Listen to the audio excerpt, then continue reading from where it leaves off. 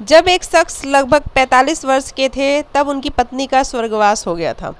लोगों ने दूसरी शादी की सलाह दी, परंतु उन्होंने यह कहकर मना कर दिया कि पुत्र के रूप में पत्नी की दी हुई भेंट मेरे पास है, इसी के साथ पूरी जिंदगी अच्छे से कट जाएगी।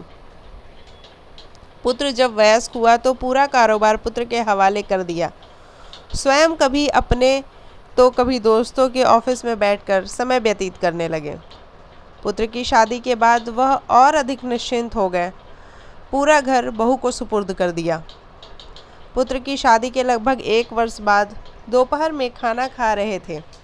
पुत्र भी लंच करने ऑफिस से आ गया और हाथ मुंह धोकर खाना खाने की तैयारी कर रहा था।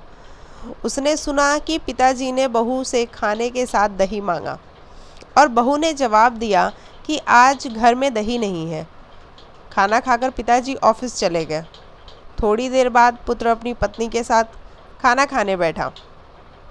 खाने में प्याला भरा हुआ दही भी था।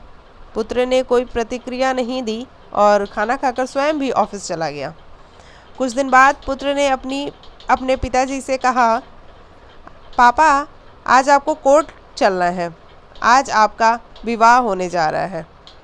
पिता ने आश्चर्य से पुत्र की ओर देखा और कहा, बेटा, मुझे पत्नी की आवश्यकता नहीं है और मैं तुझे इतना स्नेह देता हूँ कि शायद तुझे भी माँ की ज़रूरत नहीं है, फिर दूसरा विवाह क्यों?